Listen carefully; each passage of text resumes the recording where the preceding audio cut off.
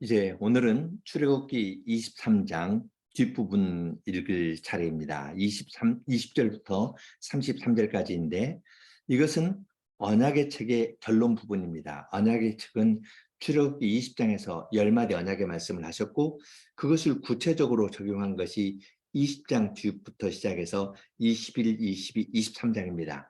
그리고 24장에서 이 말씀을 근거로 해서 이스라엘 백성과 여호와께서 언약을 맺는데요.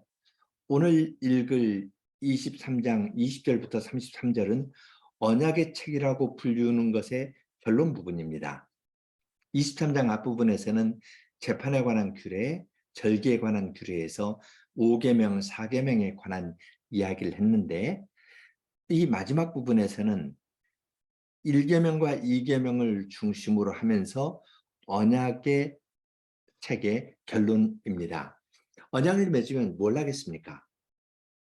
하나님께서 약속하시는 거가 있고 명령하시는 거가 있습니다. 약속과 명령이 반복되어 나옵니다.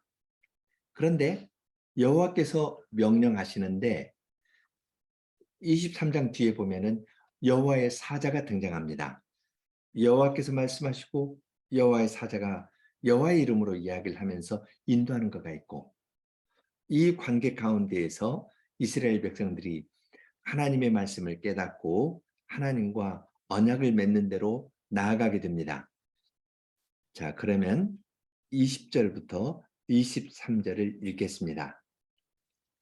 내가 사자를 내 앞서 보내어 길에서 너를 보호하여 너로 내가 예비한 곳에 이르게 하리니 너희는 삼가 그 목소리를 청종하고 그를 노엽게 하지 말라. 그가 너희 허물을 사하지 아니할 것은 내 이름이 그에게 있음이니라. 내가 그 목소리를 잘 청종하고 나의 모든 말대로 행하면 내가 내 원수에게 원수가 되고 내 대적에게 대적이 될지라. 나의 사자가 내 앞서 가서 너를 아모리 사람과 헷 사람과 브리스 사람과 가나안 사람과 히위 사람과 여부스 사람에게로 인도하고 나는 그들을 끊으리니. 예, 지금 여호와께서 말씀하시는데요. 내가 사자를 내 앞서 보내어 너를 보호한다. 어떠한 사자냐면은 23절 보면 나의 사자입니다. 즉 여호와의 사자입니다. 그래서 내가 있고 여호와의 사자가 있고 여호와의 사자를 그라고 이야기를 합니다. 하나님께서 여호와의 사자를 통해서 일을 하시는데요. 이 말을 듣는 이스라엘 백성은 여호와의 사자에 대해서 잘 알았을까요? 몰랐을까요? 잘 알았습니다. 왜냐하면 홍해를 건널 때 여호와의 사자가 그들과 함께하면서 이스라엘 백성을 보호해 주었습니다. 그들을 애굽 땅에서 나오게 하고 시내산까지 이르게 한 그 여호와의 사자가 그들을 가나안 땅까지 인도해 주실 것이라고 약속해 주셨습니다. 그러니까 그런 생각 없이 읽으면은 왜 여호와가 나오고 여호와의 사자가 나오지? 복잡한데? 그렇게 생각하기 쉬운데 홍해의 구원을 경험한 이스라엘 백성들은 여호와의 사자라는 말을 들을 때 훨씬 더 친근하게 우리를 가나안 땅으로 하나님께서 반드시 인도하실 것이다. 그것을 알게 되었을 겁니다. 여호와의 사자가 그들을 인도하니까 이스라엘 백성들은 한 가지 의무가 있습니다.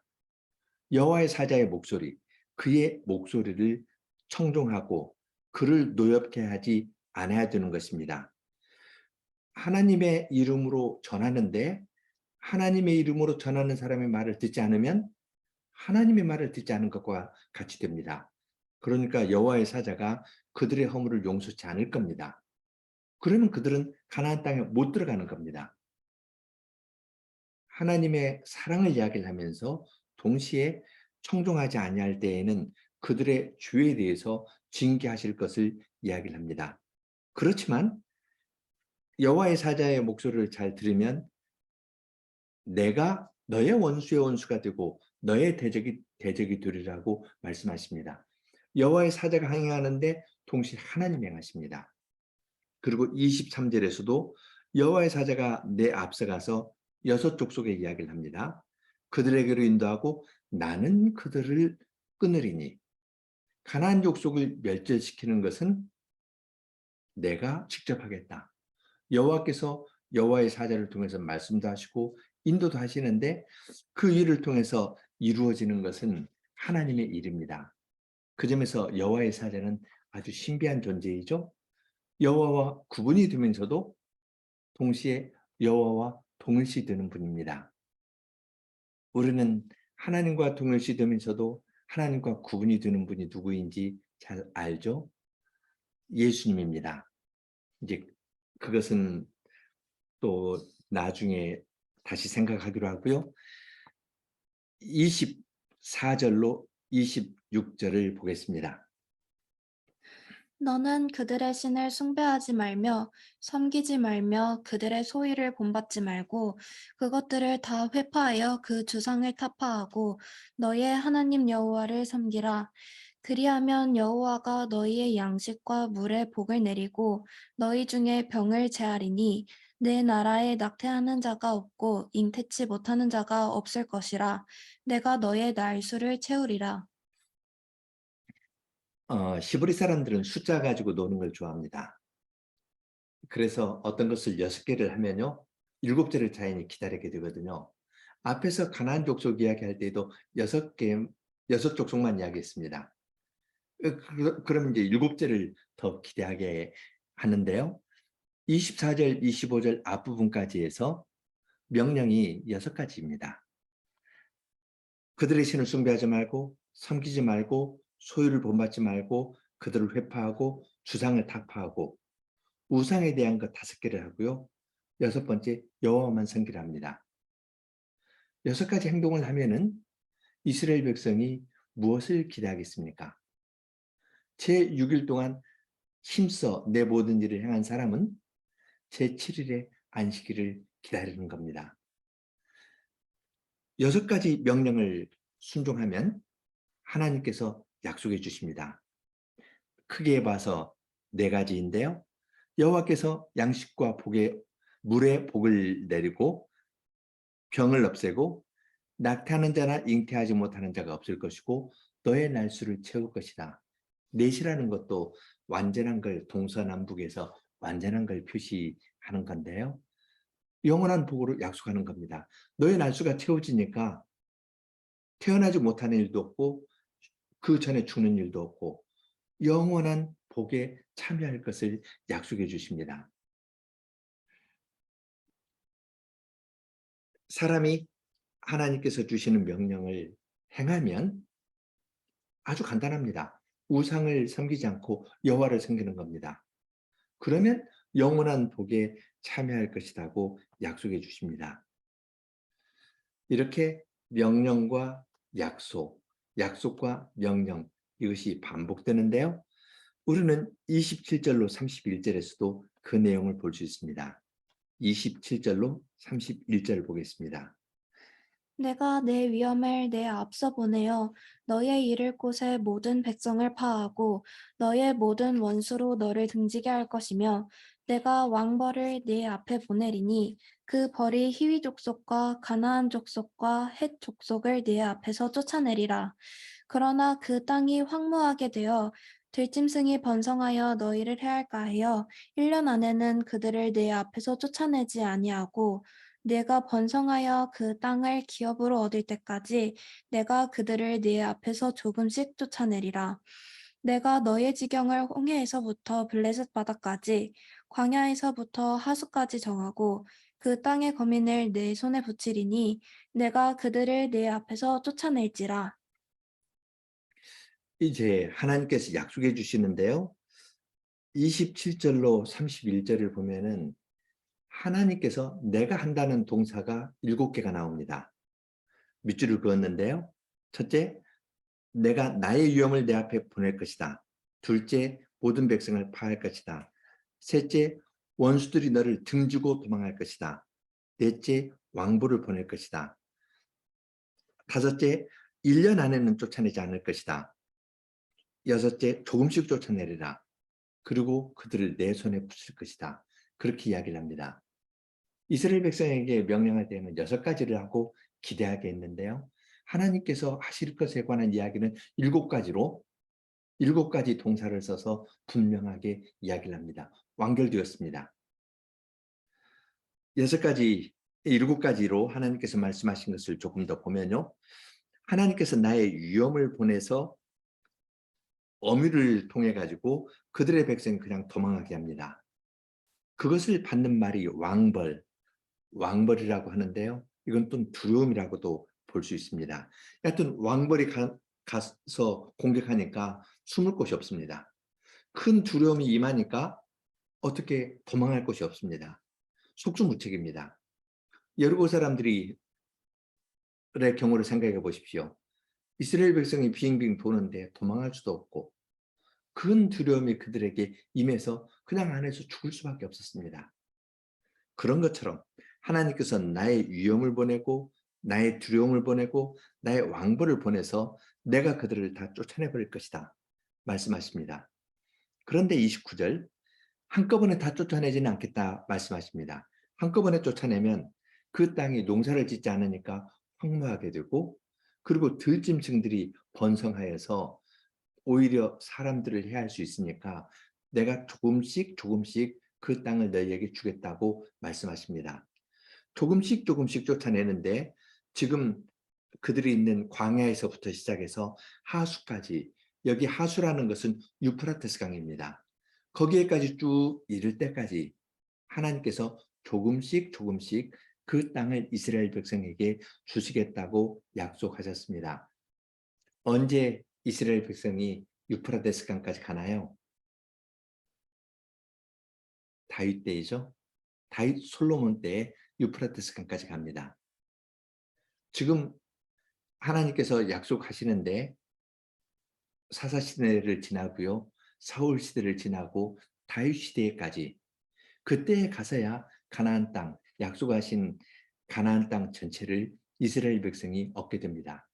이렇게 하나님께서는 조금씩 그들을 시험해 가시면서 그들의 믿음을 키워가시면서 가나안 땅을 주시는 것을 알 수 있습니다. 하나님께서 쫓아내시겠다 했습니다. 그런데 31절 마지막에 내가 그들을 내 앞에서 쫓아낼지라. 누가 쫓아내죠? 하나님인가요? 이스라엘 백성인가요? 둘 다입니다. 하나님께서 쫓아내시는데 이스라엘 백성도 하나님께서 쫓아내시는 그 영광스러운 일에 참여케 하십니다. 여리고성을 무너뜨린 것은 여호와였습니다. 그런데 이스라엘 백성은 함성을 지르면서 하나님을 찬송하면서 여호와의 승리에 참여한 것입니다. 7개의 동사를 써서 내가 하고 너희에게 주겠다. 조금씩 주겠다.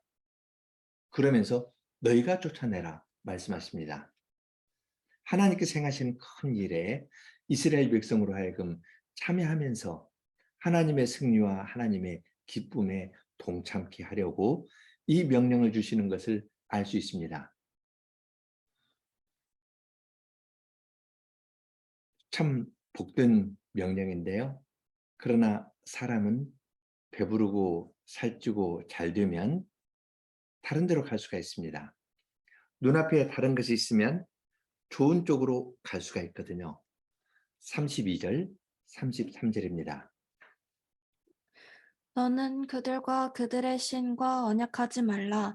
그들이 내 땅에 머무르지 못할 것은 그들이 너로 내게 범죄케 할까 두려움이라. 내가 그 신을 섬기면 그것이 너의 올무가 되리라. 예, 하나님께서 이스라엘 백성을 애굽 땅 종되었던 집에서 구원하여 주실 뿐만 아니라 여호와의 사자를 그들 앞서 보내어서 가나안 족속을 다 쫓아내시겠다고 말씀하셨습니다. 그러면서 내가 쫓아내는데 너희도 쫓아내라. 그렇게 말씀하시면서 하나님의 승리와 기쁨에 참여케 하셨는데 이 아간이 여리고를 점령한 다음에 거기에 있는 의복이나 금은이 좋아가지고 슬쩍 훔친 것처럼 그런 마음이 사람에겐 생기기가 쉽습니다. 그래서 눈앞에 있는 가나안 족속의 아름다운 것들, 문화적으로 즐거움을 줄 만한 것들, 그런 거 있으니까 그들의 신과 언약하고 그들을 다 쫓아내지 않을 수가 있는 겁니다. 영광스러운 약속이 있는데 그걸 모르고 눈앞에 있는 것 때문에 넘어질 가능성이 있습니다. 그래서 우리를 사랑하시는 하나님께서는 그들의 신과 언약하지 말라. 그들을 섬기면 그들이 너희에게 올무가 될 것이다. 다 쫓아내라. 그렇게 말씀하십니다. 이제 세 가지로 이 23장 뒷부분을 살펴보려고 하는데요. 첫째는 우상 숭배를 금지하는 것은 여호와의 사랑의 명령입니다. 우상을 섬기면 잘 되는 것 같지만 사실은 많은 희생을 바치도록 하는 것이고 그 우상은 자기들이 약속한 것을 주지 못하는 헛된 겁니다. 그렇기 때문에 하나님께서는 내가 너희를 구원하였고 내가 너희에게 가나안 땅을 줄 것이고 너희 자손에게도 줄 것이니까 결코 우상을 섬기지 말라 그렇게 말씀하십니다. 사랑하기 때문에 우상을 섬기지 말라고 이야기하시는 겁니다. 구원해 놓고 네 마음대로 살아라 그렇게 하시는 것이 아니라 구원 얻은 백성이 너는 나와 함께 교제를 나누자. 나의 승리에 너도 참여하거라. 내가 쫓아낼 테니까 너도 쫓아내라. 이렇게 말씀하시는 것은 하나님께서 우리를 사랑하시기 때문입니다. 이 사랑은 장성하고 정순해질 필요가 있는데요. 한꺼번에 멸절시키지 말라고 이야기하십니다. 멸절하지 않겠다 하셨습니다. 가나안 족속을 한꺼번에 다 멸절시켜버리면 그 땅이 황무하게 되고 들짐승이 번성하게 되니까 그렇지 않고 점차로 그들을 몰아내라고 말씀하셨습니다. 하나님께서 그들을 조금씩 쫓아내시겠다고 이야기해 주셨습니다. 이스라엘 백성도 하나님께서 조금씩 쫓아내니까 자기들도 조금씩 쫓아내거든요. 눈앞에 아름다운 것이 있습니다. 세상에 아름답고 화려하고 즐거움을 줄 만한 것이 있습니다. 그런데 그때마다 거기에 대해서 세상을 사랑하는 자기의 마음을 부인하면서 가나안 족속을 쫓아내는 겁니다. 점차로 가나안 족속을 멸절시키면서 외적인 번영을 사랑하는 자기의 마음을 돌아보고 회개하면서 가나안 족속을 쫓아내는 겁니다. 내 밖에 있는 우상만이 아니라 내 안에 있는 우상, 탐심, 이것을 없애도록 하시는 것을 볼 수 있습니다. 사랑은 장성하는 것이고 점점 더 정순해지는 겁니다. 가나안 족속을 천천히 쫓아내면서 이스라엘 백성의 하나님을 향한 사랑은 점점 더 장성하고 정순해졌습니다. 예수님께서 말씀하신 것처럼 하나님의 나라는 겨자씨처럼 누룩처럼 그리고 알지 못하는 새 자라는 나무처럼 자라는 것을 우리는 여기에서 볼 수 있습니다. 하나님 나라의 신령한 성격을 잘 이해하지 못하는 사람은 늘 외부에 있는 것을 놓고 탓합니다. 가난한 족속이 있어서 그래 하는 식으로 저 사람 때문이야. 누구 때문이야. 그렇게 하면서 자기 안에 있는 문제는 보지 못하고 자꾸 문제를 밖으로 돌리는 경향이 있는데 그것은 하나님의 사랑을 잘 받는 일이 아닐 겁니다. 23장 뒷부분을 읽으면서 특이한 것으로 여호와와 여호와의 사자에 관한 것을 이야기를 했습니다. 여호와의 사자가 그들을 쫓아낸다 했는데 동시에 여호와께서 쫓아낸다 그랬거든요. 여호와의 사자가 그들의 죄에 대해서 묻는다 했는데 그것은 나의 이름이 그에게 있기 때문이라 말씀하셨습니다. 동일하면서도 구분이 되었습니다. 그 사실은 우리를 하여금 여호와와 동일하면서도 구분이 되는 예수 그리스도를 생각나게 합니다. 여호와의 사자는 이스라엘 백성을 가나안 땅으로 인도했는데 예수님께서는 우리를 그분의 영원한 나라로 인도해 주실 겁니다. 여호와의 사자가 옛적의 이스라엘 백성을 홍해에서도 보호하면서 구원해 주시고 가나안 가나안까지 인도하신 것처럼, 가나안 족속을 쫓아내고 인도하신 것처럼 예수님께서 우리를 구원하시고 우리를 가나안 땅이 상징하는 영원한 나라로 인도하실 것입니다. 이스라엘 백성이 가나안 땅에 들어가려면 어떻게 있어야 되나요? 여호와의 사자의 음성을 청종해야 했습니다. 듣고 순종해야 했습니다. 우리도 예수님께서 우리를 구원해 주셨기 때문에 주님의 말씀을 듣고 순종하는 겁니다. 그러면 주님의 인도를 받아서 우리 모두가 영원한 나라에까지 들어가고 영원한 안식에 참여할 수 있을 것입니다.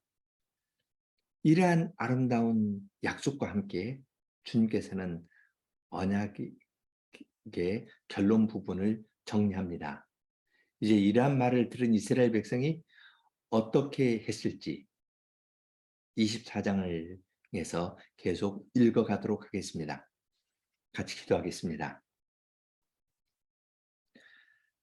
하늘에 계신 사랑의 하나님 아버지, 주님께서는 저희를 사랑하시기 때문에 너는 나 외에 다른 신을 내 앞에 두지 말고 나만 사랑하고 나를 섬기면서 살라고 말씀해 주셨습니다. 저희와 같은 죄인이고 피조물이 어떻게 하나님께 나아갈 수 있겠습니까?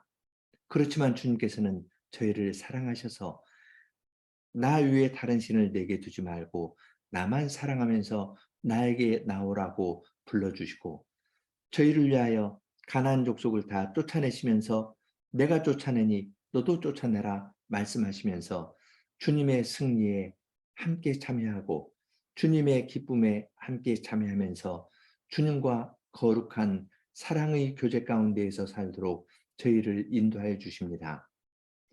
그런데도 이러한 거룩하고 신령한 약속이 있는데도 불구하고 저희는 눈에 보이는 것을 추구하고 내 마음의 욕심을 따라 행하기 쉬운 자들입니다. 이러한 죄를 긍휼히 여겨주시고 주님의 나라의 신령하고 아름다운 것들을 더 보여주셔서 저희들이 마음을 다하여 하나님을 사랑하고 주님의 말씀을 즐거운 마음으로 듣고 순종하는 사람들이 다 되도록 인도해 주시옵소서. 예수님 이름으로 기도합니다. 아멘.